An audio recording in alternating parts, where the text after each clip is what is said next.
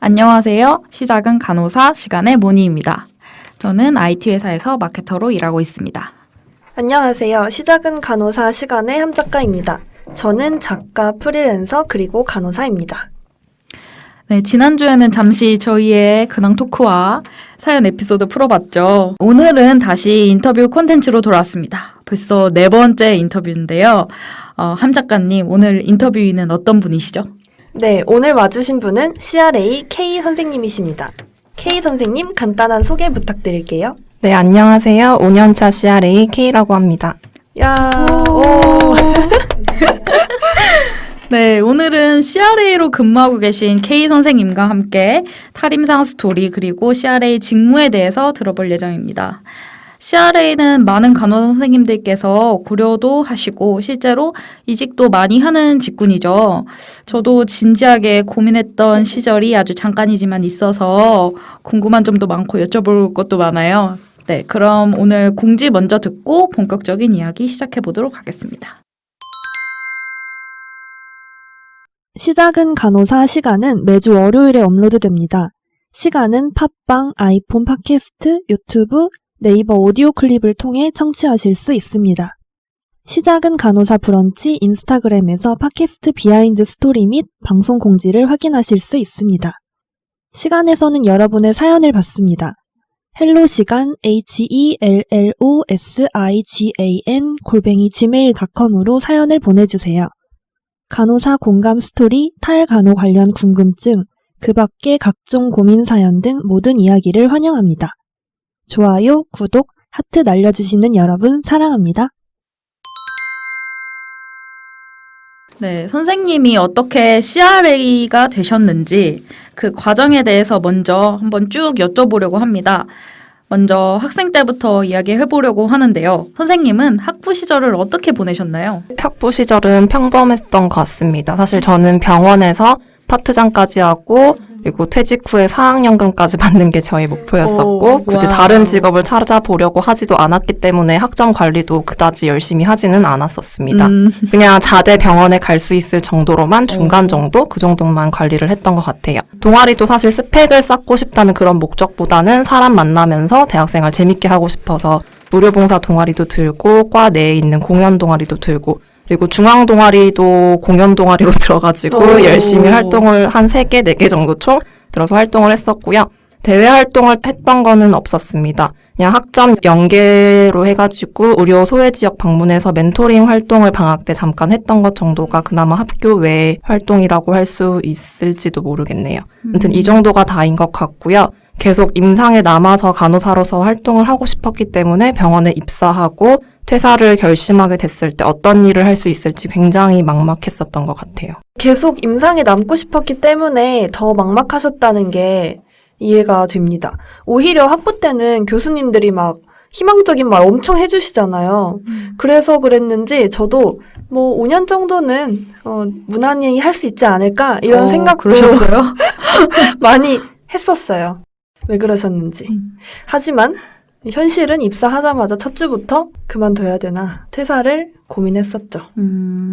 들으면서 병원 파트장도 그렇고 사학연금 20년 근무해야 되죠. 그게 약간 과도기여가지고 10년으로 바뀌었었어요. 몰랐어요. 10년 정도만 하면은 어쨌든 조금이지만 받을 수 있으니까 그 정도는 채울 수 있지 않을까라고 생각을 했었었는데 10년도 정말 긴 것 같은데. 네. 이거 듣고 너무 쇼킹한 거예요, 저는. 근데 생각해 보니까 또 주변에 이런 친구들이 가끔 있기는 했었던 것 같아요. 근데 또 들어가서 막상 버티냐 못 버티냐는 좀 다른 얘기긴 한데 또 그런 친구들이 막상 들어가서 정말 생각만큼 내가 잘 못 버틴다 아니면 좀 힘든 시기를 겪으면 더 좀 충격이 큰 것 같더라고요. 그래서 선생님께서도 좀 오랫동안 나는 간호사로 일할 거야 라고 생각했던 게 오히려 병원 들어가서 더 힘들 수도 있겠다 이런 생각도 좀 들었어요. 그렇다면 퇴사 전까지의 과정이 좀 더 궁금해지는데요. 사실 탈임상이라는 단어 자체가 하루라도 경험해 보신 분들만 쓸 수 있는 단어라고 저는 생각을 하거든요. 병원에 단 하루, 일주일, 한 달이라도 근무해보신 분들만이 이해하실 수 있는 게 있어요. 사족이 길었는데, 그래서 선생님의 병원 경력이 어떻게 되시죠? 네, 저는 심장내과 중환자실에서 반년 정도 근무를 하고 퇴사를 했습니다. 중환자실이라는 특성 때문에 워낙에 폐쇄적인 공간이기도 했고, 심장내과 중환자실이었기 때문에 그냥 간단하게 시술을 끝나고 경과 관찰만 하려고 하루 이틀 정도 가볍게 입원하시다가 퇴원하시는 분들도 있었지만, 중환자실이니까 아예 의식 없이 벤틸레이터에 CRRT에 크모까지 전부 다 달고 계시는 엄청난 중환자분들도 계셨거든요. 그래서 그런 영역을 서로 왔다 갔다 하면서 케어를 하는 것도 조금 저에게는 많이 힘들었었던 것 같아요. 지금 생각해보면. 네. 여기서 혹시라도 모르실 분들을 위해서 설명드리면요. 벤틸레이터는 인공호흡기, CRRT는 지속적 신대체요법의 약자고 일반적으로는 병원에서 24시간 내내 혈액투석을 돌리는 기계를 부르는 말로 쓰여요. 그리고 에크모는 메르스 때 뉴스에 종종 등장했었던 심폐기능이 현저하게 떨어진 환자한테 심폐기능을 보조하는 기계를 뜻합니다. 정식 명칭은 체외막형 산화기고요. 이렇게 부른 적이 거의 없어요. 그리고 심장과 폐의 기능을 보조하는 거기 때문에 어린아이의 팔뚝만한 두께에 관한 심장까지 삽입을 하고 있어요. 그래서 엄청 주의 관찰이 필요한 그런 곳인데 선생님이 굉장히 힘든 곳을 가볍게 설명해 주신 것 같아서 굳이 더 설명을 드려봤고요. 심장내과 중환자실은 사실 이런저런 기계명 말씀하시지 않아도 중증도가 엄청 높을 거라는 건 어느 정도 예상 가능하실 것 같아요. 네, 물론 저는 6개월이라는 아주 짧은 기간 동안 근무를 했었기 때문에 정말 난이도 극상의 케어가 힘든 환자들은 담당하지 않았지만 일반 병동에서 할 만한 환자들의 컴플레인이나 입퇴원 업무까지 담당하고 또 중환자실의 과중한 업무까지도 있어서 더 힘들었던 것 같아요. 저는 심장내과 중환자실이라 그래서 환자 컴플레인이 많다는 걸 생각을 못 했거든요. 네.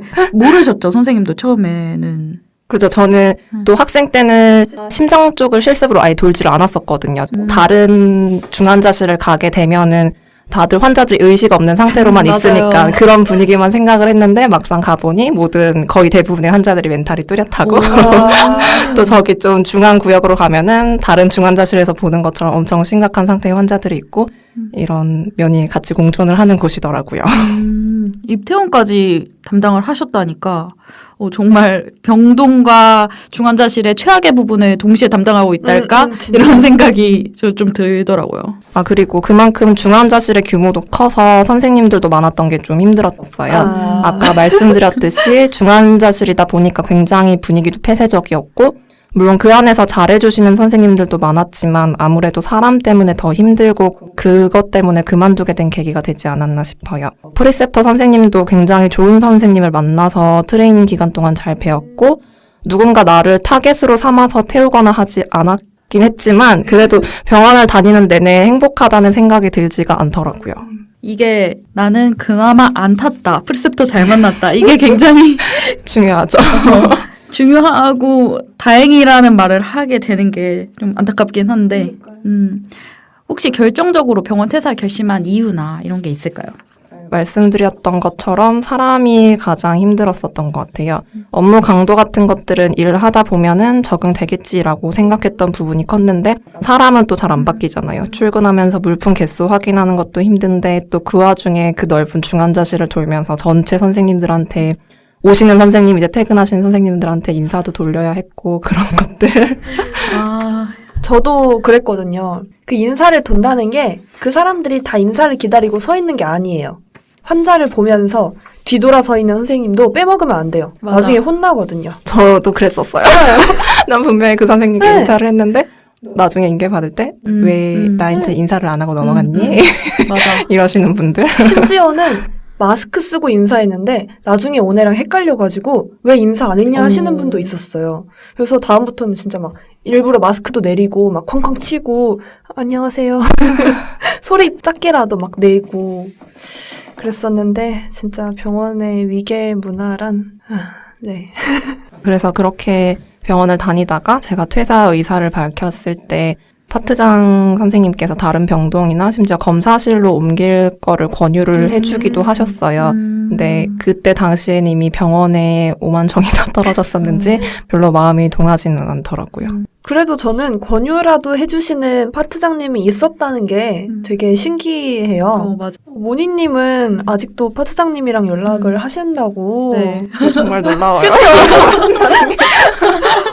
진짜 저는 이것도 놀랍고 이것도 놀랍고 다 너무 놀라운데 저는 그런 제안을 받았다면 어땠을까. 좀 이런 생각을 하게 되네요. 저는 뭐 사실 이런 가정한다는 것도 의미가 없네요. 그래서 이렇게 마음 먹고 퇴사하시고 CRA로 이직을 하셨는데 이게 어떻게 이직하셨는지 그 과정이 궁금해요. 제가 듣기로는 병원에 다니면서 이직 준비를 하셨다는데 너무 듣고 이것도 너무 놀랐어.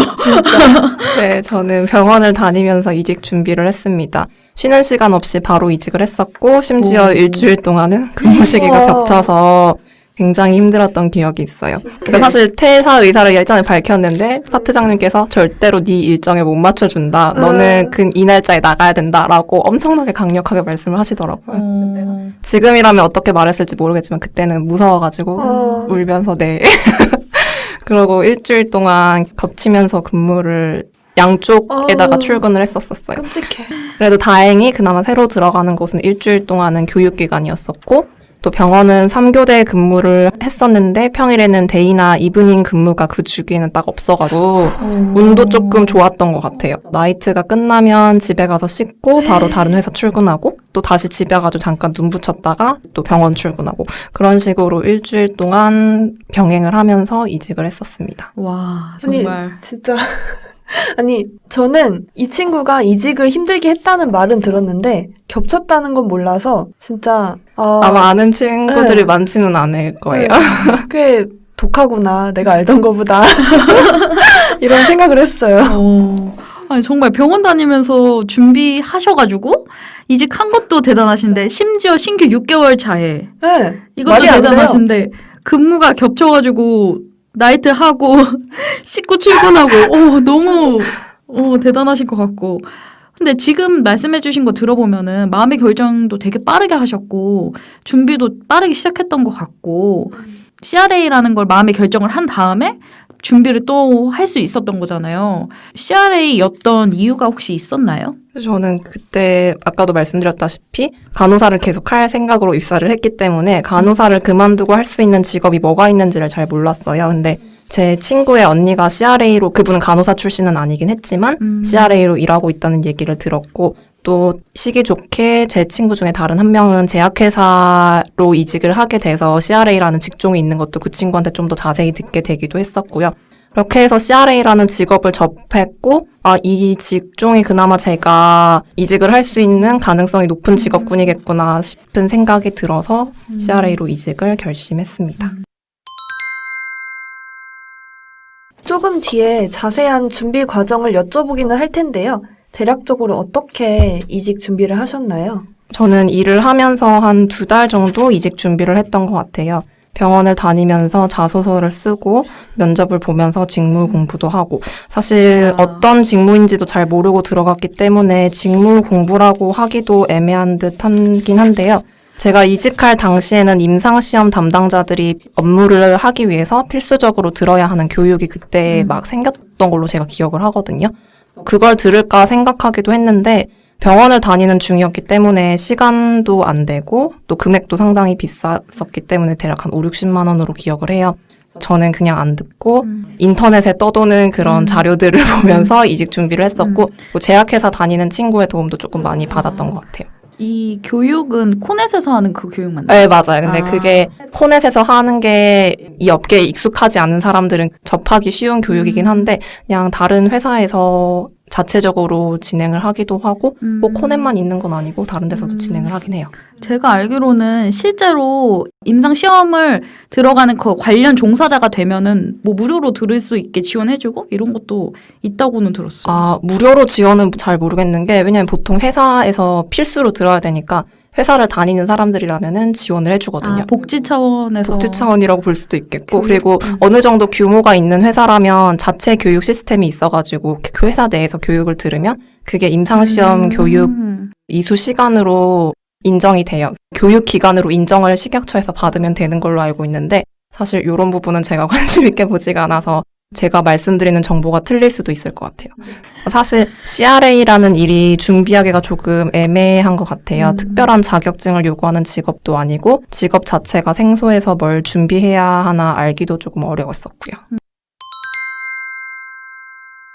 저는 다른 어떤 것보다 일하시면서 이직 준비하고 또 성공했다는 게 너무 계속 대단하다고 느껴지는데요. 앞서서 간략하게 CRA를 선택하게 된 계기를 말씀해 주셨는데 첫 회사를 그 회사를 선택하신 지원 동기도 궁금해요. 저는 자소서를 이거 인터뷰 준비하면서 읽어보려고 했었는데 최근에 제 노트북에 있던 자료가 다 날아가서 정확하게 기억은 안 나고요. 그때 당시 기억을 되살려 보면은 학부 시절에 저희가 근거 기반 임상 내용을 배우잖아요. 그런 부분을 실천하고 싶었고 그런 의미에서 좀 근거를 만들고 채워나가는 직업에 대한 관심을 가지게 됐다라고 쓰고 면접에서도 얘기를 했던 것 같아요. 하지만 당연히 공격을 받았죠.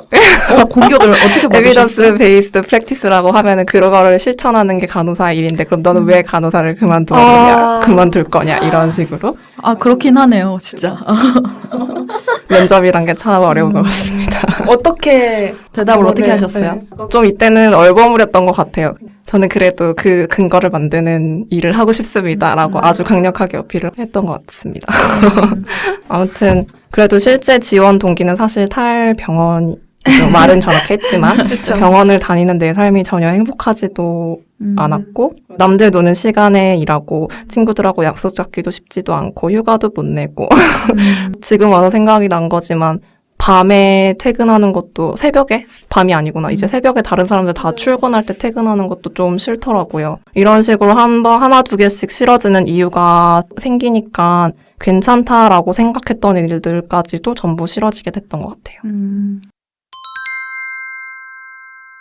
지금 실제 지원 동기는 탈병원이었다라고 하시긴 했는데 탈병원을 목적으로 CRA를 시작하게 되셨지만 그래도 벌써 지금 5년차 CRA로 일하시고 계시지 않습니까? CRA로 전직하시고 나서 첫 직장에 쭉 계셨었던 건가요? 저는 현재는 CRA로서 지금 2번째 직장에 다니고 있습니다. 그전에는 국내 회사에서 근무를 했었고 현재는 외국계 회사에서 근무를 하고 있습니다. 동일한 직군이기 때문에 다른 회사긴 하지만 직무의 변화는 따로 없고 약간 다른 점이 있다면 국내 회사는 아무래도 국내 제약회사에서 주로 일을 받아와서 일을 하기 때문에 여러 가지 자격증의 제네릭 복제약을 개발을 하고요. 외국계 회사는 외국계 제약회사의 신약을 개발하게 되는 경향이 조금 있는 것 같아요. 그리고 적응증을 따지자 보면은 외국계 회사는 온콜로지 쪽을 적응증으로 해서 개발하게 되는 약들이 조금 더 많기도 한것 같고요. 그래서 지금 말씀하시는 부분이 좀 업계 용어가 있어서 그 배경 설명을 좀 해드리자면 처음 신약 개발하게 되면 일정 기간 동안에는 복제약을 만들 수가 없어요. 그 라이센스를 처음 개발한 회사만 이제 독점 판매가 가능하기 때문에 그런데 이제 일정 기간이 지나서 그 라이센스가 풀리면 같은 성분으로 복제약을 만들 수가 있거든요. 그거를 이제 보통 제네릭이라고 많이 하고 그런데 이제 신약 개발이라는 게 아무래도 돈이 많이 드는 거기 때문에 국내 회사보다는 외국계 제약회사에서 신약 개발을 좀 적극적으로 하는 경향이 있어서 선생님이 처음에 국내 제약회사에서 주로 일을 하셔서 처음에는 제네릭 쪽 임상을 많이 하셨다는 거고 그래서 지금은 외국계 제약회사와 주로 일을 하시니까 정말로 신약에 대해서 개발하는 게 많다고 얘기를 하신 것 같은데 맞나요? 네, 저는 그렇게 이해를 하고 있어요. 근데 사실 제가 전반적인 업계 진행 흘러가는 거라든지 이런 거에 크게 관심이 있지가 않아가지고 지금 현직자들이 듣고 계신다면 제가 말하는 거 틀렸는데? 라고 말하실 분이 있을지도 모르겠어요. 근데 그냥 처음 이 직업을 접하시는 분들은 그 정도로만 알고 가셔도 괜찮을 것 같아요. 최근에는 국내 제약회사들도 약간 규모가 커져가지고 신약을 개발하려고 하는 움직임도 있어서 이제 국내 제약회사랑 외국계 이제 CRO가 계약을 해서 약을 만드는 경우도 있고 아니면 그냥 국내 CRO가 그런 걸 맡아서 정말 신약을 만드는 경우도 있고 복합적이긴 합니다. 계속 조금 업계에 관심이 별로 없고 다를 수 있다라고 말씀을 해주시는데 사실 저희 팟캐스트 자체가 경험을 기반으로 해서 정보를 전달해드리는 거기 때문에 완전히 틀린 거는 저는 없을 거라고 생각을 해요. 어쨌든 선생님 경험에 기반한 그거니까 네. 그래서 괜찮을 것 같아요. 지금까지 5년차 CRA K 선생님의 탈임상 스토리를 소개해드렸는데요. 이제부터는 CRA의 업무와 근무 환경 등에 대해서도 자세히 여쭤보겠습니다. 저희가 팟캐스트 초반에 탈임상에 대해 설명하면서 CRA에 대해서 이야기한 적이 있었어요. 하지만 또 경험자의 설명은 다를 거고 그래서 오늘 CRA의 업무에 대해서 전반적으로 꼼꼼하게 설명을 해주시면 좋을 것 같습니다. 네, CRA는 임상시험 모니터링 요원이고요. 제약회사에서 신약을 개발할 때 그 약의 안정성과 효과성을 검증하기 위해서 임상시험이라는 과정을 거쳐서 자료를 수집하게 됩니다. 그리고 이런 약물 투여는 당연히 의료기관인 병원에서 이루어지게 되고요. 의사들을 저희가 연구를 진행할 때는 연구자들이라고 칭하는데요. 이런 연구자들이 임상에 적합한 환자들을 저희 연구 프로토콜, 연구 계획서에 맞춰서 선정을 하고 또 계획서에 맞춰서 투약을 하고 계획서에 따라서 어떤 자료를 수집해야 될지를 확인하고 그 자료를 수집을 하게 됩니다. 이런 과정에서 연구 코디네이터라는 선생님들이 함께 도움을 주시기도 하고요. 저는 병원에서 이렇게 연구자와 연구 코디네이터 선생님들이 연구 계획서에 따라서 연구를 잘 진행할 수 있도록 가이드를 드리고 교육을 진행하기도 하고 병원에 방문해서 실제 수집된 환자들의 자료를 보면서 혹시나 계획서와 안 맞게 잘못 진행된 절차는 없는지 수집 누락된 정보는 없는지 등을 확인하기도 합니다. 간단하게 말하자면 전반적으로 임상시험이 잘 진행되는지 모니터링, QC를 하는 업무라고 생각해 보시면 될 것 같아요. 들으니까 되게 이해가 잘 됐는데 제가 일을 할 때 굉장히 서류를 많이 했었어요. 실제로 이 사람한테 이 약 투여할 거니까 신환이 왔을 때 보호자한테 갑자기 원래 2-3장만 서류를 만들면 됐는데 간호사로 근무를 네. 할 때? 네, 맞아요. 2-3장만 받으면 됐는데 신환 서류 분명히 근데 갑자기 뭐 한 7-8장을 받으라는 거예요. 짜증나. 네. 맞아요. 실제 임상에서 맞아. 근무하시는 간호사들한테 네. 이런 게 아무것도 모르는 상태에서 달라고 하니까 저도 짜증났었어요. 맞아. 그러니까 사실 뭐 연구자가 의사니까 진짜 실제로 환자한테 약을 주고 투여하고 만지는 건 간호사다 보니까 이런 연구를 할 때 진행이 그러니까 뭐 잘못 진행된 절차도 보통 간호사의 실수나 아니면 그 연구 코디네이터가 간호사한테 전달이 누락됐거나 이렇게 이루어지는 경우가 되게 많았어요. 그래서 이 칸은 안 써도 돼라고 했는데 이미 열흘 넘게 지났는데 이 칸도 채워야 돼요. 이렇게 돼가지고 막 부랴부랴 이미 퇴원한 환자는 이제 누락되고 이랬던 적도 되게 많았어요. 그렇게 누락된 일이 하나 생기면 CRA는 굉장히 바빠집니다. 모든 이제 그걸 다 IRB라고 해서 이제 병원마다도 이제 환자가 피험자 보호센터라고 하죠. 환자가 자신의 권리를 잘 보호받으면서 임상을 진행을 하는지 확인을 받는 곳이라고 해야 되나요? 계획서에 따라서 잘 진행되지 않은 건들이나 안정성 관련 문제가 생기게 되면 보고를 해야 돼요. 그래서 그런 건이 하나가 생기면 그 연구 담당하시는 코디네이터 선생님들이나 아니면은 CRA들이 굉장히 바쁘게 제출 준비를 하게 되죠. 그냥 그 칸 하나를 누락시켰는데도 그죠. 그렇게까지 복잡하게 왜냐하면 자료 수집이 가는 거예요? 누락이 됐으니까 이런 자료가 어떤 절차에 의해서 수집이 되지 않았습니다. 그래서 추후로는 뭐 가이드를 적절히 해서 수집되도록 할 것이고 이 환자의 세이프티는 따로 문제가 없었고 연구자는 이거에 관해서 어떤 조치를 시행했었고 이런 것들을 쫙 나레이션을 해가지고 제출을 하고 그렇게 진행을 하는 업무가 좀 부가적으로 있긴 해요. 이건 네. 약간 사족이었네요. 네. 아니요.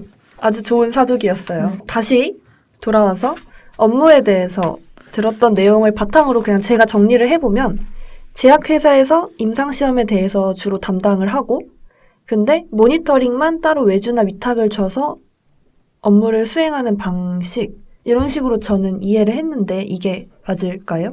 간단하게 그런 식으로 이해를 하셔도 될 것 같아요. 전반적으로 임상시험이 진행되는 병원의 관리를 CRO라는 회사에 위탁을 주면 CRA들이 전반적으로 업무를 관리하고 제약회사는 그런 CRO를 관리를 하게 되는 거죠. 하지만 이것도 어떠한 업무 범위까지 계약이 되어 있는지에 따라서 케이스 바이 케이스로 굉장히 다를 수 있습니다. 저는 CRA로 일을 하고 있기 때문에 이렇게 CRA의 업무 범위에 대해서만 설명드리지만 실제 임상시험에서는 식약처와 함께 소통을 하게 된 RA팀이나 데이터를 관리하는 DM팀, 그리고 분석을 담당하는 스태팀, 그리고 안정성 관련 문제가 생겼을 때 해당 자료들을 리뷰하는 세이프티팀 등등 여러 가지 팀이 함께 임상을 이끌어가게 되는데요. 경우에 따라서는 이 중에 일부는 제약회사에서 담당을 하고 또 일부는 CRO 같은 회사에 위탁을 하기도 하고 혹은 거의 전부를 CRO와 같은 회사에 위탁을 하기도 하고요. 하지만 따로 위탁을 하지 않고 모든 업무를 제약회사에서 관리를 하기도 합니다. 그래서 CRA는 제약회사에서 근무를 하게 되는 CRA도 있고 저처럼 그냥 CRO에서 근무를 하게 되는 CRA도 있고요. 선생님은 CRO에서 지금 일하시고 계신 거죠? 네, 저는 CRO라는 곳에서 일을 하고 있습니다. CRO도 국내 회사냐, 외국계 회사냐, 또 어떤 연구 분야를 많이 다뤄봤느냐에 따라서 성격이 많이 다르고 업무 범위도 다르다고 알고 있는데 선생님은 어떤 쪽에서 일을 하시고 어떤 회사에서 일을 하시는 건가요? 특별히 국내 회사냐 외국계 회사냐에 따라서 연구하는 분야가 정해져 있는 건 아닌 것 같아요. 저희 회사는 외국계 지사이기 때문에 국내에서 규모는 크지는 않지만 국내에서 일하는 분들은 대략 200명 정도 그 이상 될 것 같아요. 제가 관심 있게 보진 않아서 정확한 수치는 아니라는 점 참고 부탁드리고요. 그리고 말씀드린 직원 숫자는 또 물론 CRA만 있는 건 아니고 다른 직군들을 포함한 숫자입니다. 그렇다면 혹시 직급 체계는 어떻게 되나요? 직급에 따라서 업무의 범위가 달라지거나 포지션이 변하기도 하는지 궁금합니다. 직급에 따라서 일을 다르게 하지는 않습니다. 모든 CRA의 업무는 그냥 모니터링, 이제 그 기관의 관리, 저희는 병원을 기관이라고 얘기를 하거든요. 그래서 그 관리로 동일할 것 같아요. 보통은 CRA1, 그리고 CRA2, 시니어 CRA 이런 식으로 승진을 하게 되고요. 회사에 따라서는 일반 회사처럼 주임, 대리, 과장, 차장 뭐 이런 식으로 직급을 주는 걸로 알고 있어요. 사실 CRA로서의 승진은 본인이 이 업무에 대해서 어느 정도 숙련도를 갖췄기 때문에 승진을 그에 대한 보상이라고 해야 될까? 그런 걸로 승진이 되는 걸로 이해를 하셔도 될 것 같아요. 그러면은 연차에 따라서 올라간다. 그냥 보통은 이렇게 그렇게 이해를 하시면 될 것 같아요. 하지만 이 아이의 퍼포먼스가 그다지 좋지 않아서 너는 이 정도 연차가 됐지만 올해 너를 승진시켜주지는 못하겠다. 이렇게 나올 수도 있고. 근데 퍼포먼스 측정은 어떻게 해요? CRA는? 이게 회사마다 약간 다를 것 같아요. 근데 저희는 기본적으로 타겟하는 목표가 있어요. 일반적으로 병원에 외근을 나가서 저희는 자료를 보게 되는 게 가장 크기 때문에 그런 외근을 한 달에 몇 번을 나갔는가, 그리고 이슈가 있었을 때 그 이슈를 적절히 며칠 안에 매니징을 해야 되는 그런 게 있는데 그런 타임라인은 잘 지켰는지, 그리고 레포트도 저희는 이제 기관하고 컨택할 때마다, 병원 사람들하고 컨택할 때마다 생성을 하고 막 이런 게 조금 있거든요. 회사마다 다르긴 하겠지만 그런 레포트가 적절히 저희 이제 모니터링 플랜, 계획에 따라서 잘 작성이 되었는가, 그 정도가 될 것 같아요. 그러면은 업무 범위나 이런 거는 따로 달라지는 건 없는 건가요? 기본적으로 업무 범위가 달라지지는 않고요. 만약에 시니어 CRA가 되면 담당하고 있는 연구에서 리드 CRA의 역할을 하게 되는 경우가 많습니다. 일반적으로 한 연구를 진행하게 될 때 여러 개의 병원에서 동시에 임상을 진행하기 때문에 한 명의 CRA가 3-4군데의 병원을 담당하고 따라서 여러 명의 CRA가 한 연구를 함께 진행하게 되는 거죠. 리드 CRA는 이렇게 CRA가 여러 명일 때 병원 차원이 아니라 CRA 차원에서 전반적으로 관리를 해야 할 그런 일들의 변화에 보거나 아니면 이슈 매니지먼트 등을 담당하게 된다고 보시면 될 것 같아요. 어쨌든 조금씩 그 연차가 쌓이고 올라감에 따라서 관리자의 체계로 가는 건데 그런 연차가 차는 거에 따라서 아까 업무가 동일하다고 하셨는데 그래도 다른 역할을 수행하게 되는 게 있을 것 같아요. 네, 보통의 경우 CRA들이 어느 정도 연차가 차게 되면 프로젝트 매니저나 아니면 라인 매니저로 롤 체인지를 하게 됩니다. 롤이 변경되는 거긴 하지만 뭐 승진이라고 볼 수도 있을 것 같고요. 매니저로서 관리자의 역할을 맡게 되는 게 이런 직군이라고 생각하시면 될 것 같아요. 프로젝트 매니저는 임상 연구를 담당하는 매니저로 병원 차원에서의 관리보다는 과제 전체 차원에서의 관리를 한다고 보시면 될 것 같아요. 의뢰사인 제약회사와의 직접적인 연락은 이제 이런 프로젝트 매니저들이 하고 그들이 전달받은 사항들을 저희 CRA한테 전달주면 저희는 이제 병원에 그런 사항들을 전달을 해서 매니징을 하게 되는 거고요. 라인 매니저는 말 그대로 팀장, 일반 회사에서 보실 수 있듯이 인력 관리 등을 담당하게 되는 역할이고 그냥 이 아이의 퍼포먼스가 이번에는 이렇구나. 그럼 과제를 조금 더 줘야겠네. 얘는 조금 많으니까 좀 빼야겠네. 뭐 이런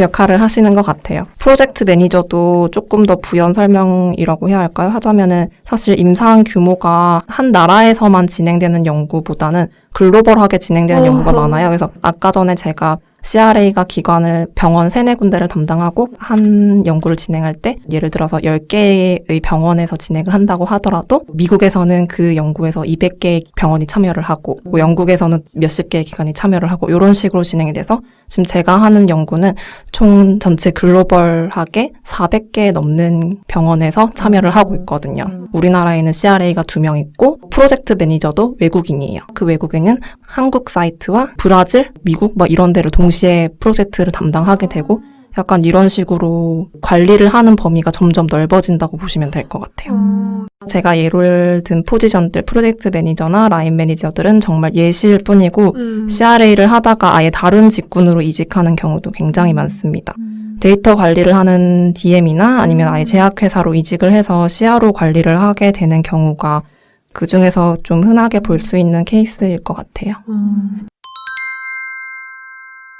제약회사로 이직해서 CRO 관리를 하는 경우는 예상이 되는데 데이터 관리를 하는 DM은 뭐 어떤 일을 하는 건가요? DM을 임상시험을 진행하면서 자료를 수집하게 되면은 그런 자료를 EDC라는 곳에 저희가 수집한 자료를 병원에서 입력을 하게 하고 있습니다. 임상시험에 있어서 필요한 자료들만을 수집하는 거기 때문에 그런 자료들을 보고 데이터 매니지를 하는 팀에서는 이 자료가 정말 잘 수집이 됐는지 전반적으로 데이터가 쌓인 걸 보면서 세이프티 이슈는 없는지 이런 것들을 확인하기도 하는 것 같고 데이터가 이상하다라고 하면은 병원 담당자에게 이 데이터를 다시 한 번 더 확인을 해달라는 그런 걸 보내기도 하고 하는 것 같아요. 근데 사실 제 롤은 DM이 아니기 때문에 정확하게 설명은 드리지는 못하겠지만 혹시라도 여기가 시작은 간호사이기 때문에 간호사 출신으로 DM을 하시는 분들도 많은 걸로 알고 있으니까 나중에 한번 컨택을 해보셔도 괜찮을 것 같아요. 방금 말씀해주신 EDC는 CRA나 이런 직군에서 관리를 하는 임상 데이터 관련을 수집하는 기록 체계라고 보면 되나요? 전산 체계? 맞아요. 맞아요. 그런 식으로 생각을 해주시면 될 것 같아요. 그러면은 EMR 같은 경우는 병원마다 다른 데를 쓰기도 하고 자체적으로 만드는 경우도 있잖아요. 맞아. 그러면 EDC도 그런 식으로 되는지 아니면 뭐 좀 더 큰 회사가 운영하는 EDC도 중요한 게 정말 있는지. 여러 가지가 있어요. 그래서 이제 어떤 EDC 프로그램을 사용하느냐는 이제 계약에 따라서 제약회사와 아까 말씀드렸다시피 여러 군데와 계약을 할 수가 있거든요. 그래서 이번에는 요 회사의 EDC를 사용할 거고 또 요 과제는 다른 회사의 EDC를 사용을 할 거고 요런 식으로 해서 EDC도 굉장히 그 만드는 회사도 여러 군데가 있고 프로그램도 다양하게 있어요. 물론 그 중에서도 주로 쓰는 시스템이 좀 있긴 한데 아까 말씀하셨던 것처럼 EMR에는 굉장히 그 환자의 모든 자료가 다 들어있잖아요. 많은 자료들 중에서 우리가 정말로 필요로 하는 정보들만 찝어서 EDC에다가 입력을 하게 되는 거죠. 그러면 저는 이제 병원에 방문을 해서 그 많은 방대한 자료들 중에서 EDC에 들어간 자료가 정말 우리가 필요한 자료인지 그리고 혹시 잘못 입력되진 않았는지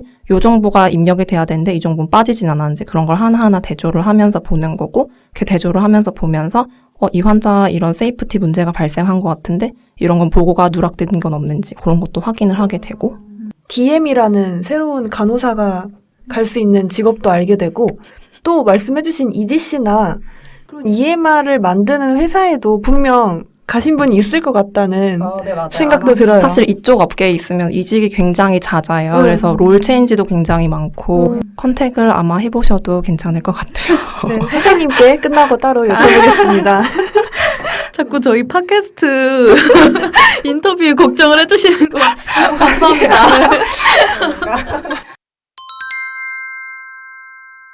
지금까지 CRA들이 하는 정말 다양한 분야나 비슷한 업계나 직군도 같이 얘기를 해주셨는데 제가 또 궁금한 건 CRA가 정말 업무량이 많다고 저는 들었거든요. 지금 이야기는 정말 아름답고 멋있었어요. 네, 그런 뭔가 딱 객관적인 이야기들 우리가 공적으로 할 수 있는 이야기들인 것 같고 좀 더 솔직한 얘기도 궁금해요. 업무에 대해서 좀 어려운 점은 없는지 얼마나 바쁘신지 이런 것도 궁금해요. 사실 방금처럼 정말 업무에 대해서 전반적으로 말씀을 드리면은 CRA는 관리자랑 같은 역할인가 보다라고 생각하시고 대단해 보일 수도 있을 것 같아요. 실제로 저 아시는 분도 관리자 직군이네? 나 저거 할래? 라고 와서 들어오셨던 분도 있는데 실상은 너무 달랐던 거죠. 그렇죠. 사실 약 개발이라는 게 너무 낯선 분야이기도 하고 실제 병원 사람들이나 그리고 연구 스터디팀 사이에서 커뮤니케이션을 계속 해야 되는 역할을 CRA가 하기 때문에 사람을 대하는 게 얼마나 힘든지 다들 아실 거라고 생각해요. 그래서 그것 때문에 스트레스를 많이 받기도 하고 저희는 기본적으로 병원에 가서 환자 데이터를 봐야 되기 때문에 외근을 하게 되는데 그런 외근을 하게 되면 체력적으로도 굉장히 많이 힘이 듭니다. 보통 회사가 다 서울에 있긴 하지만 병원은 서울에만 있는 게 아니잖아요.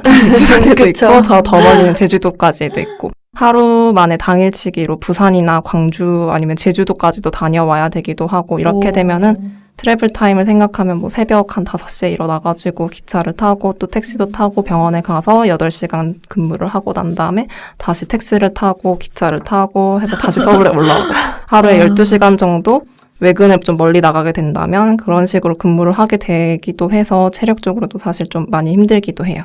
하루 15시간 근무라니.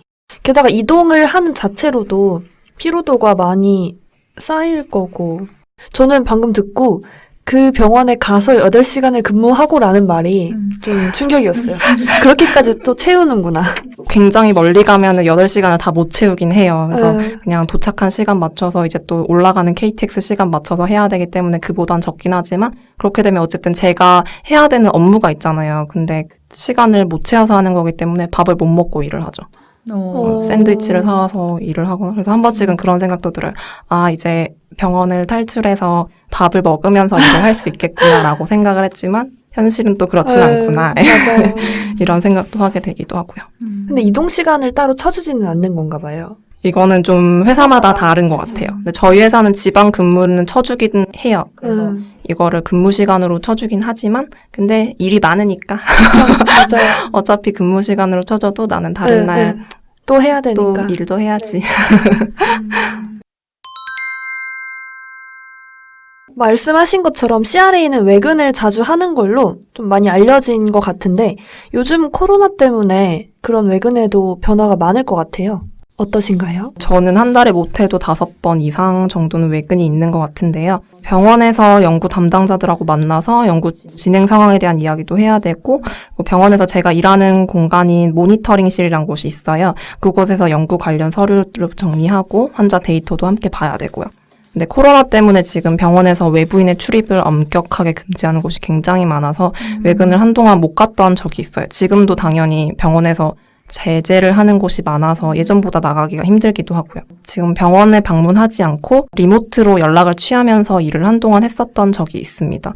물론 그런 리모트로 병원 사람들과 연락을 하고 업무를 진행하는 건 평소에도 하는 업무긴 했지만 그게 조금 더 비중이 늘어났다고 말할 수 있을 것 같아요. 근데 리모트로도 업무가 되나요? 사실 조금 부족하죠. 아, 그 소통적인 측면에서도 어렵기도 하고 저희는 일단 기본적으로 환자 데이터를 봐야 되잖아요. 근데 개인정보보호법상 환자 정보를 외부로 반출하는 게 절대 안 되기 때문에 당연히 환자 데이터를 보려면 병원에 방문을 해야 되고요. 근데 그런 게 조금 힘들기 때문에 저희 리모트로 할 때 이제 선생님들한테 데이터를 조금 EDC에 입력을 해달라라고 요청을 하거나 안에서 EDC 데이터만 저희가 볼 수는 있으니까 그 데이터를 보고 조금 의문이 생기거나 누락된 데이터가 있으면 그런 부분들을 정리해가지고 전달 드려서 나중에 이제 외근을 하게 됐을 때 업무량을 조금 줄일 수 있는 방향으로 진행을 하거나 그렇게 했던 것 같아요. 하긴 환자 그 개인정보 문제 때문에 그죠. 특히 우리나라에서는 외근이 없어지기는 좀 힘들 것 같긴 하네요. 네. 근데 코로나가 끝나면 업무량이 어마어마하게 많아질 수도 있겠네요. 저는 그래서 지금 한동안 그 병원을 갔어야 됐는데 2월, 3월부터 못 갔던 병원이 있거든요. 지금이 6월 중순인데 이제 다음 주에 그 병원을 드디어 갈 수 있게 됐어요. 제가 한 달에 한 5번 정도 간다고 했는데 지금 이번 달은 그 병원만 4번을 가야 되는 상황이 그럼 밀린 됐더라고요. 그죠, 밀린 3개월치를 그죠, 한꺼번에. 근데 그 4번을 가도 아마 밀린 3개월치가 다 되지는 않을 거예요. 7월 달에도 한 3번은 더 나가야 될 건데 아까 말씀드렸다시피 병원에서 아직도 여전히 제재를 가하고 있어서 예전에는 저희가 일할 수 있는 공간을 병원에서 예를 들어서 어떤 병원은 10자리를 마련을 해줬어요. 근데 지금은 아직 코로나의 위험이 계속 있으니까 그 10자리를 5자리로 줄여서 운영을 한다든지 이런 식으로 저희가 나갈 수 있는 방법이 조금 더 제한적이게 됐죠. 저는 사실 CRA 포기한 이유 중에 하나가 커뮤니케이션 하는 거에 대한 부담감도 있었거든요. 그래서 선생님도 아시겠지만 그 CRA 네이버 카페 있잖아요. 아시는구나. 거기서 눈치 엄청 많이 했어요. 글도 올렸어요. 막. 진짜요? 네. 이 선생님 안 하신 거 없어요. 모든 걸 다 하셨구나. 네. 그래서 그때는 너무 부담이 되는 거예요. 왜냐면 제가 교수들이랑 붙어서 일을 하고 의사들이나 다른 병원 관계자들에 대한 그때는 약간 트라우마가 좀 많이 심했었던 시기였던 것 같아요. 그래서 연구 책임자라고 하죠. 보통 교수님들이 하시는데 너무 잘하시는데요. 그래서 저는 이제 어느 정도 이게 뭘까 해서 전체적으로 업무 프로세스나 이런 거를 듣고 나니까 그분들이랑 커뮤니케이션 하는 게 너무 두려운 거예요. 병원 가서 또 그런 걸 확인을 해야 되고 이런 게. 그래서 선생님한테 여쭤보고 싶었던 게 이런 커뮤니케이션이 어느 정도로 진행이 되고 뭐 이런 하는 게 좀 까다롭거나 아니면은 좀 간호사였을 때랑 비교해서 좀 많이 어렵진 않을까 이런 게 궁금했어요. 사실 연구자들과 커뮤니케이션 하는 게 많이 힘들긴 합니다. 특히 연구자들은 본업이 이런 연구를 진행하는 게 아니라 환자를 진료를 보고 치료를 하는 게 주 업무기 때문에 굉장히 그것만으로도 사실 바빠서 연락하는 게 쉽지 않기도 하고요. 근데 그러면은 커뮤니케이션은 뭐 안 해도 연구 진행에는 지장이 없나요? 아니요, 당연히 해야 해요. 왜냐면 저희가 당연히 연구자들을 만나야 되는 상황이 꼭 있어요. 이제 처음 연구를 시작할 때 연구자들이 이 연구가 무슨 연구인지 알아야 되니까 그때 당연히 만나야 되고 그리고 만약에 환자 관련해서 세이프티 문제가 생겼을 때 그런 부분이 있을 때도 연구자들하고 만나서 저희가 얘기를 해야 되는 상황이 생기게 되고요. 계획서에 위반되는 상황이 생길 때 크리티컬한 이슈가 생겼을 때도 연구자분들과 소통을 해서 이제 그 문제를 해결해야 되고 왜 그 문제가 생겼는지에 대해서도 얘기를 함께 진행을 해야 되고 재발을 방지하기 위해서 어떤 게 필요할지도 사실 얘기를 해야 하는 상황이 있고 연구가 이제 끝났을 때 연구가 끝났다고 해서 사실 이게 끝나는 건 아니거든요. 연구가 끝났지만 데이터 분석도 남아있고 데이터 분석 후에 이제 식약처에 얘네가 이 약이 정말로 승인받기 위해서 제출을 하게 되고 그런 과정이 아주 길게 남아있기 때문에 그럴 때도 연구자분들하고 소통을 해야 하고요. 임상을 접하면서 외근을 많이 하면서 최강 사무직을 하는 느낌이네요. 그래서 제가 진짜 궁금했던 거 진짜 맞아요? 진짜 궁금했어요. 지금 사실 말씀하시는 거 들어보니까 별로 그 접점이 없다고 느껴지거든요. 그래서 거의 메일로 위주로 소통을 하시고 직접 만나서 대면 업무는 그렇게 많지 않고 해도 전화통화 정도라고 하면은 만약에 저처럼 이렇게 뭔가 교수나 의사나 뭐 병원 환경 때문에 약간 두렵고 이래서 CRA를 가면 좀 어렵겠다라고 생각하시는 분들이 있으면은 좀 어떻게 생각하세요? 그런 분들은 안 하는 게 좋을까요? 아니면은 그래도 이 정도니까 할만하다라고 생각하세요? 이 정도니까 할만하다라고 말하고 싶진 않은 게 교수님들을 대하는 게 많이 없다고는 해도 굉장히 부담은 되는 업무긴 하니까요. 그래도 못할 건 없다라고 생각하는 게 어디를 가도 사실 사람을 대해야 되는 일은 있기 때문에 그 정도는 이제 본인이 헤쳐나갈 수 있는 정도는 되지 않을까 싶기도 하고 그리고 저희는 보통 연락을 하시는 분들이 연구자분들하고도 이렇게 연락을 하지만 연구 코디네이터 선생님을 아까 말씀드렸잖아요. 그래서 그분들하고도 많이 연락을 해요. 연구자분들에게 전달돼야 되는 내용을 그분들이 대신 전달을 해주기도 하고 사이에서 중재자 역할을 많이 해주시는 경우도 있어서 그분들과 라포가 잘 형성되어 있다면 연구를 진행하는 거에 있어서 그런 부담감은 조금 줄어들 수 있을 것 같아요. 너무 이해가 잘 됐어요. 또 그래요? 감사합니다. CRC 선생님들도 계시고 하니까 괜찮을 것 같네요. 그러면 오히려 CRA를 다른 전공자? 예를 들면 생물학, 화학, 뭐 아니면 아예 다른 분야에서도 오시잖아요. 그런 분들은 오히려 이런 배려가 없을 것 같아요. 심리적인 뭐 장벽이나 왜냐하면 저희는 병원에서 일을 했었기 때문에 저처럼 안 좋은 경험이 있으면은 힘들 것 같은데 그런 분들은 좀 다를까요? 다른 전공자분들도 굉장히 많이 있어요. 그래서 아예 생물학, 화학, 뭐 컴퓨터 공학까지도 저는 봤었고. 근데 그런 분들도 사실 연구자 대하는 거는 이분들은 교수급이다 보니까 권위가 있으시잖아요. 그래서 약간 대하기가 좀 어려운 것 같아요. 그리고 사실 그런 연구자분들과의 관계가 한번 틀어지게 되면은 앞으로 연구를 진행하면서 굉장히 힘든 점들이 많기 때문에 그런 부분에 있어서도 조금 조심스러운 것도 있고요. 저희 라인 매니저 분들께서는 이제 이런 연구를 많이 과거에 진행해 보셨기도 하고 진행하는 CRA들을 많이 관리를 하시기 때문에 그런 분들한테 도움을 요청하면은 이 교수님은 이런 스타일이기 때문에 너가 이런 식으로 접근하면 더 좋을 것 같아. 아니면 이 교수님은 이러니까 좀 약간 우회적으로 해가지고 이렇게 하면 더 좋을 것 같아. 라는 식으로 좀 조언을 해주시기도 하고 그런 서포트를 해주시는 분들이 업계에도 있으니까 만약에 그런 게 너무 겁이 나서 CRA를 못하겠다라고 하시는 분들이 있다면 너무 겁먹으실 필요는 없을 것 같아요. 하다 보면 어떻게든 하게 됩니다. 됩니다. 도전해봐야겠어요. 사람 뽑나요, 선생님? 여기는 언제나, 이 업계는 언제나 리크루트를 활발하게 하고 있는 걸로 알고 있습니다. 어떻게 보면 자연스럽게 CRA에 대한 단점을 다양하게 많이 말씀해 주신 것 같아요. 제가 느꼈을 때 가장 큰 것들을 좀 꼽아보면 외근이 많아서 체력적으로 힘들고 제약회사나 병원 사이, 또 다른 연구자, 이런 사람들 사이에 껴서 일해서 관계적인 부분이 힘들다. 그렇다면 선생님이 생각하시는 CRA의 장점은 뭔가요? 일단 CRA의 장점은 무엇보다 본인의 시간 관리가 자유로운 게 가장 큰 장점인 것 같습니다.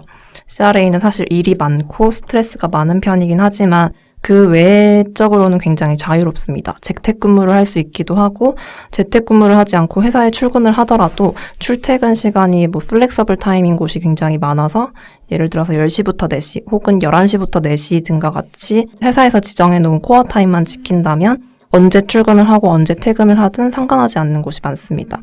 월요일에서 금요일까지 월 근무 일수는 당연히 채워야겠지만 근무 시간은 꼭 하루에 8시간을 채우지 않고 오늘 하루는 뭐 다른 일이 있어서 코어 타임 동안만 일을 해야지라고 생각을 하시고 10시에 출근을 해서 4시에 퇴근을 하셔도 되고 못 채운 시간은 그냥 다른 날 조금 더 근무를 해서 채워주셔도 되고요. 근데 물론 야근이 많기 때문에 저렇게 코어 타임만 채워서 일하는 경우가 많진 않긴 하지만요. 어쨌든 본인이 필요한 경우에는 유용하게 활용할 수 있을 것 같아요. 그리고 휴가 사용도 자유로워서 CRA하고는 못해도 저는 한 1년에 한 번 정도는 해외여행 가서 리프레시하는 시간을 가졌던 것 같아요. 플렉서블한 출근 시간이 있으신 게 부럽긴 한데 제가 구글에서 일하시는 분이 유튜브로 여기 이렇다라고 말씀하시는 걸 본 적이 있는데 거기서 구글도 되게 유명하잖아요. 사내 복지가 그쵸. 정말 좋기로. 근데 거기도 야근 엄청 많이 하고 막 재택근무 다 되고 제발 집에 가서 일하고 막 그런 것도 되게 장려를 하는데 다 회사에 와서 철야하고 아침 일찍 출근하고 밤늦게 퇴근하는 거를 되게 많이 한다고 했어요. 워낙 일이 많고 경쟁이 심해가지고 밀려난다고. 네, 이런 부분에서 자유를 좀 주긴 하지만 그만큼 책임감이 네. 강해야 되는 부분도 그쵸. 있는 것 같아요. 어쨌든 휴가 사용도 자유롭다고 말씀을 해주셨는데 그 부분에 대해서도 조금만 더 자세하게 설명해 주세요. 당일 노티스는 조금 그렇긴 하지만 전날 얘기하지 않고 그냥 휴가 결제 상품? 결제 시스템에 나 내일 쉴게요라고 올리면은 승인을 해주세요. 그래서 그런 식으로 좀 사용이 자유롭고 휴가를 공식적으로 최대 며칠까지 연달아 사용할 수 있다. 이런 건 없긴 하지만 본인이 시간 관리를 계획적으로 잘해서 외근 일정도 조정을 했고 급한 건들도 다 처리를 했다라고 가정을 했을 때 2주 정도는 그냥 연달아서 사용할 수 있지 않을까 생각을 합니다. 제 주위에는 그냥 이제 업무 중에 그런 식으로 관리를 본인이 하셔가지고 스페인 순례길도 다녀오셨던 분도 있었고 당연히 연휴랑 연달아서 사용하면은 길게 쉴 수 있으니까 그렇게 여행 갔다 오시는 분들도 굉장히 많고요. 근데 물론 이렇게 휴가를 길게 간다라고 할 때 본인 업무를 완전 공백으로 비워둘 수 없기 때문에 같이 연구를 담당하는 다른 CRA 선생님이나 아니면 매니저한테 백업을 반드시 요청을 해야 합니다.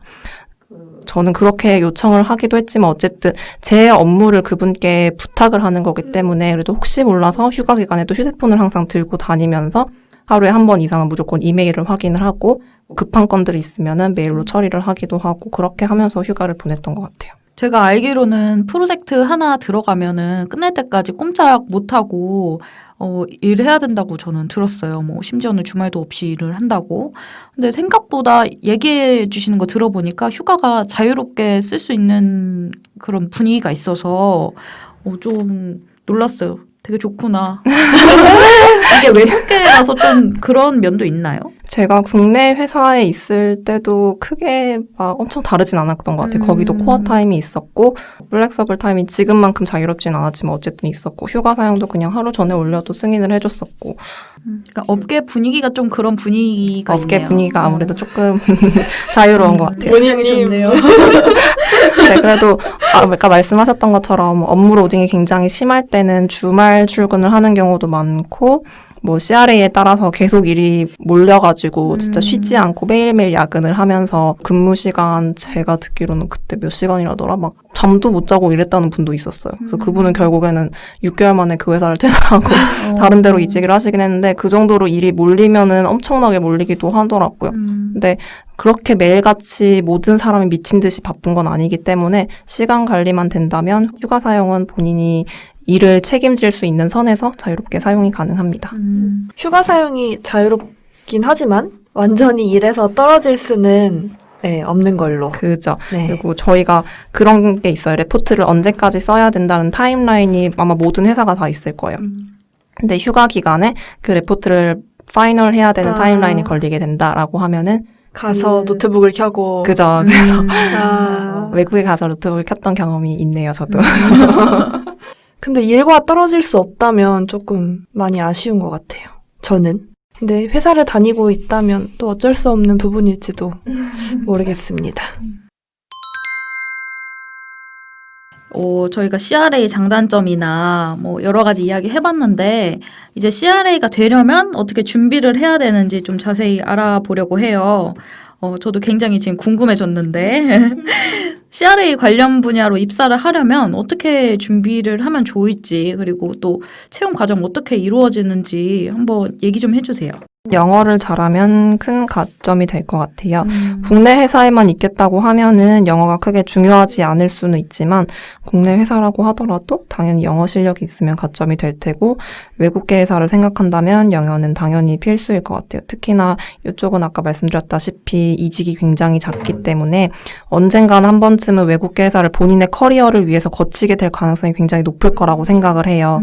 그래서 영어는 필수로 준비를 해주시면 좋을 것 같습니다.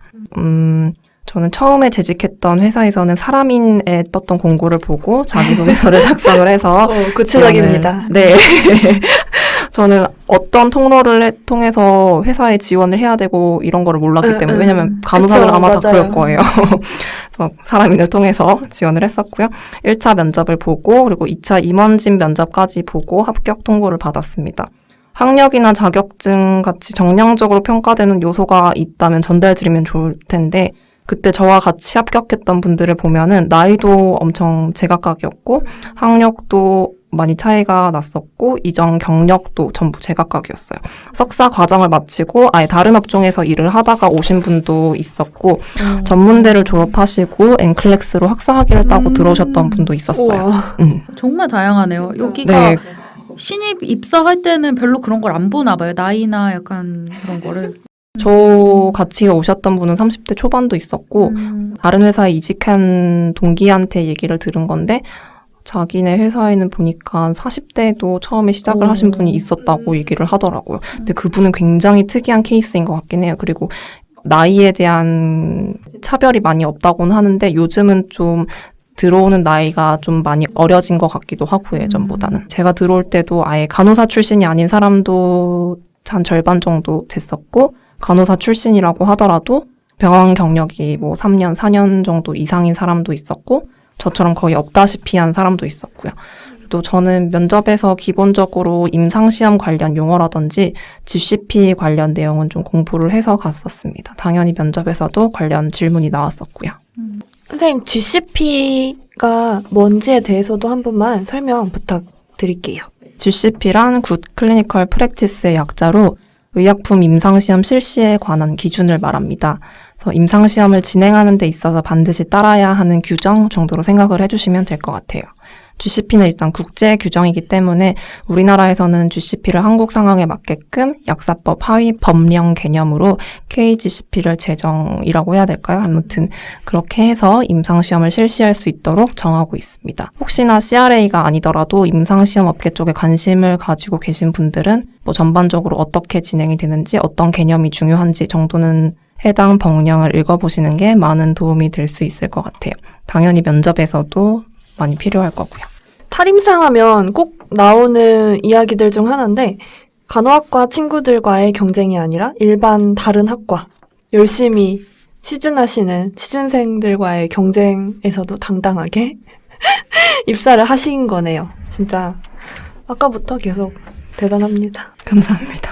계속 말씀 부탁드릴게요. 네, 그리고 현재 재직하는 회사는 입사 지원을 한 후에 채용팀에서 먼저 전화로 간단하게 10에서 15분 정도 폰 인터뷰를 진행을 했었습니다. 이후 회사에 방문을 해서 업무 관련 내용을 영어로 기술하는 라이팅 테스트를 한번 보고 1차로 팀장급 면접을 본 뒤에 2차로 임원 면접까지도 봤었고요. 이 외에도 영어 리딩 테스트나 리스닝 테스트도 진행을 했었습니다. 면접을 볼 때는 당연히 영어 면접도 포함되어 있고요. 그리고 경력직 이직이다 보니까 업무에 관련된 내용이 주를 이뤘던 것 같아요. CRA들이 이직을 할 때는 주로 대부분이 헤드헌터를 통해서 하거나 아니면 기존의 회사에 재직하고 계시는 분들의 추천을 통해서 서류를 지원하고 채용 과정을 거치게 되는 경우가 많습니다. 제 경우에도 재직하고 계시는 분의 추천을 통해서 서류를 지원하게 되었습니다. 지금 처음부터 영어가 굉장히 중요하다고 하셨고 지금 회사 들어오실 때도 확실히 외국계라서 그런지 영어를 굉장히 타이트하게 본 것 같은데 영어 공부는 그러면 어느 정도 수준으로 해야 아니면은 뭐 어떤 점수는 이 정도는 있어야 된다 이런 게 있다면 뭐가 있을까요? 사실 객관적인 점수를 요구하진 않았었어요. 저도 토익 시험을 이제 간호사 입사를 할 때 땄었던 거 외에는 점수가 없었었거든요. 제출했던 서류에도 따로 기재는 하지 않았었는데 물어보시긴 하더라고요. 토익이 몇 점 정도 됐냐 해서 예전에 시험 봤을 때 그때 저 한 800 중후반대? 그 정도로 나왔었다 하니까 그냥 하고 넘어가시더라고요. 그래서 실제 그냥 본인이 업무를 할 수 있을 정도의 영어가 되는지를 보시는 것 같아요. 사실 저도 면접에서 영어를 굉장히 못 봤었거든요. 아, 지금 회사 들어오실 때요? 네네네. 아, 정말요? 면접 영어 토킹하는 걸 굉장히 못했었어요. 그래서 팀장님이 굉장히 당황하시는 것 같았지만 그래도 하시는 말씀이 라이팅 하는 거에서 그래도 어느 정도 커뮤니케이션이 될 정도의 그런 실력이 보여가지고 조금 걱정은 됐지만 뽑았다라고 말씀은 하시더라고요. 그러면은 실제로는 라이팅이 더 중요하고 정말 실제로 업무하는 그런 게 더 중요하긴 한 거네요. 외국계 회사라도. 그죠. 그리고 스피킹을 한다고 하는 거는 이제 당연히 외국에 있는 매니저들이나 아니면 다른 사람들하고 소통을 해야 되기 때문에 필요한 건데 그런 것도 사실 CRA 롤에서는 그렇게 많지는 않고 모든 과제를 하면 일주일에 한 2-3번 정도 TC를 하는 것 같아요. 그런 사람들과. 그거 외에는 전부 다 메일로 주고받거나 아니면 메신저로 얘기를 하거나 그런 거니까 라이팅이 조금 더 중요하지 않을까 생각은 합니다. 그럼 CRA에는 실제로 간호사 출신이 많은 편인가요? 한 반 정도 입사하실 때 있으셨다고 했는데 선생님들의 경력은 얼마나 다양한지 또 어떤 경력부터 좀 스펙으로 가능하다면 인정받는지 궁금합니다. 일단 실제로 간호사 출신이 많기는 합니다. 병원에 방문해서 실제 환자 기록을 봐야 되기 때문에 EMR을 볼 줄 알면 편하기도 하고요. 의료적인 지식이 기본적으로 어느 정도 있기 때문에 선호하는 것 같긴 해요. 분명히 유리하게 작용할 수 있는 부분이긴 하지만 필수적인 사항은 아닌 것 같아서 또 꼭 집어서 어떤 경력이 어느 정도 필요하다라고 말씀드리기는 어려울 것 같아요. 약간 경력으로 인정되는 거는 간호사 경력 자체는 경력으로 인정을 하진 않는 것 같고 혹시 업계에서 일하다 보면 연구 코디네이터를 하다가 이직을 하시는 분들도 굉장히 많아요. 그래서 연구 코디네이터 경력은 경력으로 어느 정도 쳐줘서 본인의 이제 CRA 1, 2 이런 거 정할 때나 아니면 연봉 협상을 할 때도 어느 정도 영향을 주는 것 같기는 하더라고요. CRA만 놓고 봤을 때는 일단 간호사 출신이 가장 많고 드물게는 약사 출신도 있고요. 화학이나 생명공학을 전공하신 분들도 있고 아까 말씀드렸던 것 같긴 한데 진짜 정말 아무런 관련 없는 컴공이나 그런 걸 전공하신 분들도 있는 걸로 알고 있습니다. 말씀 주신 내용에 따르면 간호사가 분명 도움이 되기는 하지만 필수적이지는 않다는 거네요. 하지만 업무를 시작하면서 다른 사람들에 비해 분명 좀 일을 할 때 좀 더 수월하게 시작하게 될 것 같기는 해요. 전반적인 채용 과정에 대해서 들어봤는데요. 좀 더 해주실 이야기가 있을까요? 채용 과정에는 제가 직접적으로 관여하는 단계는 아니기 때문에 이것보다는 어떻게 일을 하면 좋을지, 어떻게 해야 하면 CRA로서 좀 더 오래 일을 할 수 있을지에 대한 거를 좀 더 잘 말씀드릴 수 있을 것 같아요. 그래서 CRA는 일단 스트레스가 많은 직업이기 때문에 스트레스 관리를 어떻게 하는지에 대한 부분이 중요하고 또 본인이 알아서 스케줄을 잡아서 일을 해야 하기 때문에 계획을 세우고 본인 담당 업무를 책임감 있게 진행하는 능력도 중요한 것 같습니다. 또한 아까 말씀드렸던 GCP에 대한 내용은 기본적으로 숙지를 하고 있어야 되고요.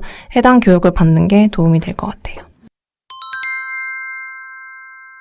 요즘 시대에 평생 직업이란 없다고 해도 무방한데요. 선생님께서 계획하시는 앞으로의 커리어가 궁금합니다. 이 부분은 사실 CRA를 시작하면서부터 했던 고민인 것 같아요. 이 직업을 제가 오래 할 수 있을까라는 고민을 정말 많이 합니다.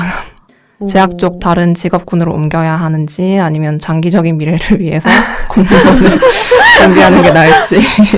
하지만 아직은 연차가 그렇게 높은 편은 아니기 때문에 정해놓고 설계하는 것보다는 이런저런 고민을 많이 하는 중입니다. 되게 성공적인 커리어를 가지고 계신 것 같은데 CRA로서 근데 오래 할 수 있을까라고 스스로 고민하신다고 하는 게 좀 의외였어요. 그래서 제약회사나 뭐 공무원 준비까지 얘기를 하고 계셔가지고 제가 알기로는 CRA도 완전히 전문가라고 저는 생각을 했거든요. 근데 또 직장인이라서 그런지 고민은 다 비슷비슷한 것 같습니다. 그러면 마지막으로 저희 팟캐스트를 들으실 탈임상이나 탈병원, 탈간호를 고민하고 계시는 선생님께 뭐 한마디 해주신다면 어떻게 해주실까요? 충분히 많이 고민을 하고 결정을 내리셨으면 좋겠습니다. 병원에 있을 때는 지금 당장이 힘들긴 하지만 미래에 대한 고민은 많이 없었던 것 같아요. 그냥 시간이 지나면 언젠간 그 어느 정도 위치에 올라갈 테니까. 근데 나오게 되면 일을 하면서도 고민을 하게 되더라고요. 언제까지 일을 하게 될 수 있을지, 그리고 나중에 내 커리어는 어떻게 진행이 될지 이런 것들에 대해서. 그래서 정말 많이 고민을 하시고 또 고민을 하시고 탈병원을 실행하셨으면 합니다. 네. 후회하시나요, 선생님? 후회까지는 아닌데 그냥 한 번씩 그런 이제 미래 고민에 대해서 그런 게 너무 지칠 때 그냥 병원에 있었으면 지금쯤은 편한 연차가 되었을 텐데 이런 고민이 있는 것 같아요. 아직 병원에 일하고 있는 친구들이 있으니까 그런 친구들하고 얘기를 하다 보면 또 그런 생각이 조금 더 드는 것 같고요. 제가 CRA로 성공적인 커리어를 가지고 계신 선배 한 분을 아는데 그분이 제가 병원 다니면서 힘들 때 그래도 병원이 좀 괜찮았던 것 같아. 이렇게 저한테 말씀을 하셔가지고 제가 굉장히 분노한 일이 있었거든요. 근데 실제로 예전 회사에 다니시던 분은 임상으로 다시 돌아가셨어요. 얼마나 일을 하셨었는데요? 그분은 한 2년 정도 하셨었던 것 같긴 한데 2년이면은 짧은 시간이 아닌데. 네, 그분은 돌아가셨더라고요. 약간 일에 회의감이 드는 뭔가가 있었던 건지 뭔지는 잘 모르겠지만 돌아가셔서 아직까지도 간호사로 잘 일을 하고 계신 걸로 알고 있습니다. 많이 고민을 네, 많이 하셔야 되는 고민을 것. 하시기를.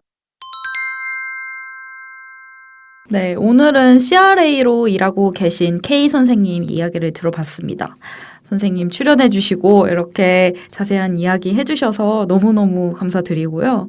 오늘 궁금한 부분도 사심을 가득 담아서 진짜 마음껏 여쭤볼 수 있어서 저는 개인적으로 너무 즐겁게 인터뷰를 한 것 같은데 선생님 오늘 팟캐스트 녹음해 보시니까 어떠셨어요?